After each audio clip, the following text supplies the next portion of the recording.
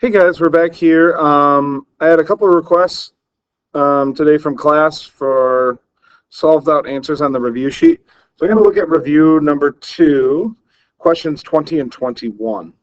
So if you're unsure about those or just want, confirmation that you're doing it right, let's take a look at these two problems. Okay, number 20 says, find the horizontal asymptotes of f of x equals 20 over 4 minus e to the x. The thing to remember is, if I ever asked you for horizontal asymptotes, those are our extremes, right? So we need to consider the limit as x goes to infinity, but we also need to consider the limit as x goes to negative infinity. A couple of things that could be helpful here that I want you to think about is, what does it mean? What does e to the infinity mean? What does e to the negative infinity mean?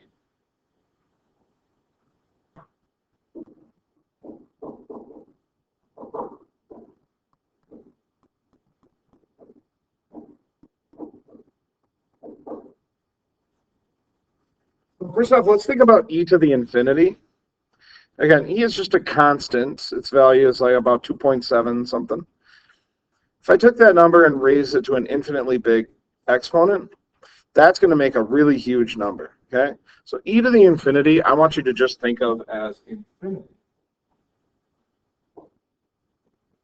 E to the negative infinity, however, negative exponents, we know we can drop down into the denominator to as a positive exponent. So e to the negative infinity is the same as 1 over e to the infinity.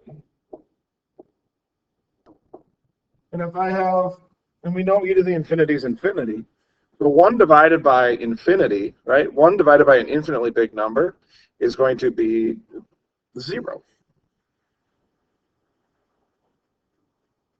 So knowing that e to the infinity equals infinity and e to the negative infinity equals 0, that can help this process go a little bit quicker.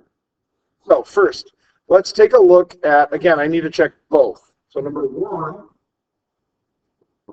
I'm going to check the limit as x goes to infinity of f of x.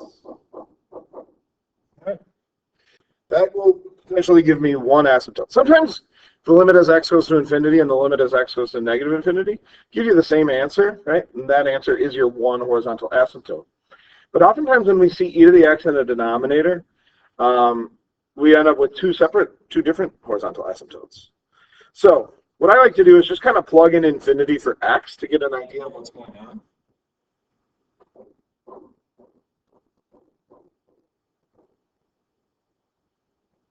So what I get is 20 divided by 4 minus e to the infinity. Well, I know e to the infinity is an infinitely big number. 4 minus an infinitely big number is a negative infinitely big number. So this is basically 20 divided by 4 minus infinity. 4 minus infinity then would be negative infinity. If I take a number divided by an infinitely negative number or an infinitely positive number, in both cases I'm approaching 0.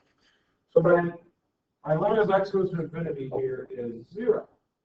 That tells me I have a horizontal asymptote at y equals 0. So that is one of my horizontal asymptotes. Always write horizontal asymptotes as y equals, right, the horizontal lines. But I also need to think about what happens when x goes to negative infinity.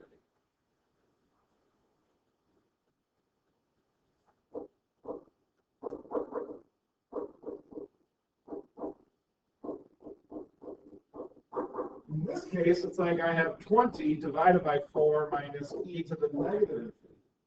Well, I know from up here that e to the negative infinity is going to 0. So what I have is 20 over 4 minus 0. Okay? That e to the negative infinity is going to 0. 4 minus 0 is just 4. 20 divided by 4 is 5. So I get a second horizontal asymptote of y equals 5.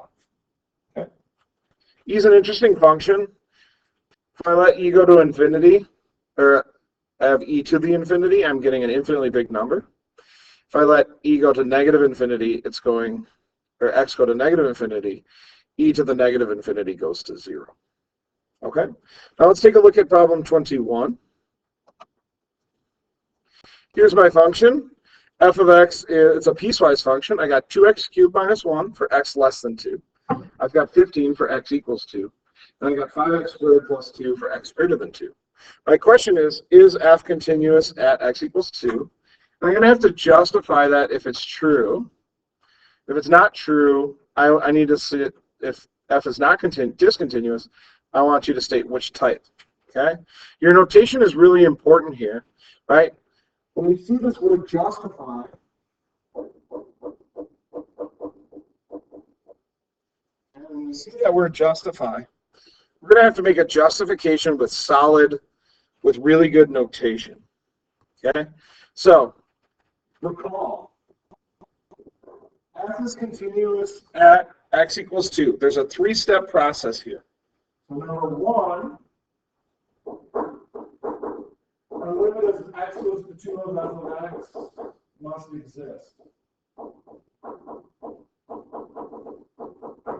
Number 2, f of 2 must be defined. Number 3, f of 2 must equal limit as x goes to 2 of f of x. Anytime you have to, on the test in class or the test or the AP test itself, anytime you have to justify continuity at a point, you're going to have to go through this 3-step process. So let's start with the limit existing. So for a limit to exist, the left and right hand limits must be equal. Well, since this is a piecewise that's split at 2, there's a different function that we're using for x less than 2 than for x greater than 2. So a left-hand limit and a right-hand limit, I'm going to use the 2 functions top and bottom. Okay? But I can't just plug in and write the number. I have to use limit notation. Okay? So let's start with a left-hand limit at 2. You need to see this kind of notation. If I don't see this kind of notation, you will not get credit for it. Okay? So I need to see that shows us left-hand limit at 2 of f of x. Okay. For my left-hand limit, I'm approaching 2 from the left side. That would correspond to the top function because it's x less than 2. So I'm going to plug 2 into that function and see what I get. So it's going to be 2 times 2 cubed minus 1. Well, 2 cubed is 8, so it's 2 times 8 minus 1, which is 16 minus 1, which equals 15. Okay, so my left-hand limit at 2 here is 15. Now, I need to check the right-hand limit to see if the limit actually exists. So I need, again, good notation for my right-hand limit.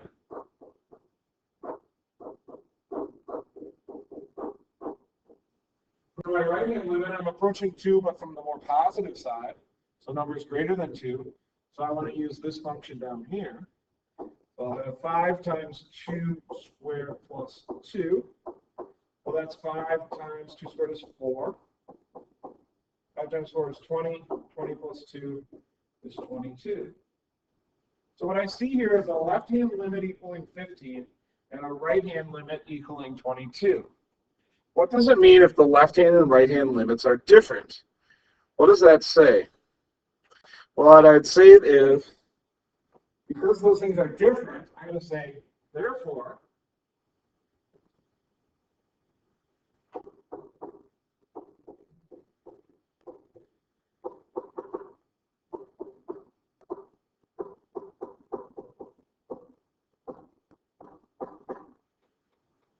anytime left and right-hand limits are different at a value, then the limit as x goes to 2 here does not exist. Okay, if the limit does not exist, that means, if you take a look over here, that means I fail step 1. So I know right away that my limit, or that my function is discontinuous. I'm going to say again, therefore, f is discontinuous at x equals 2. Notice I didn't say, therefore, it is discontinuous. I said, therefore, f is discontinuous. Precision of language, right? Therefore, f is discontinuous at x equals 2. Again, because that limit does not exist. Now, I said, if the function is discontinuous, I want to know what type of discontinuity. Well, let's think about this real quick. I have a left-hand limit of 15 and a right-hand limit of 22. Okay?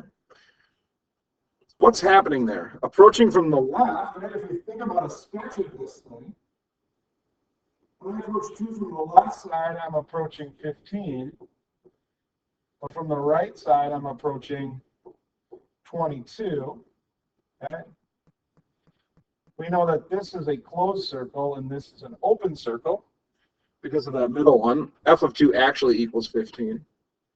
Well, what kind of discontinuity is that? Well, that's a jump discontinuity. We're going to say, therefore, f is discontinuous at x equals 2 with a jump discontinuity.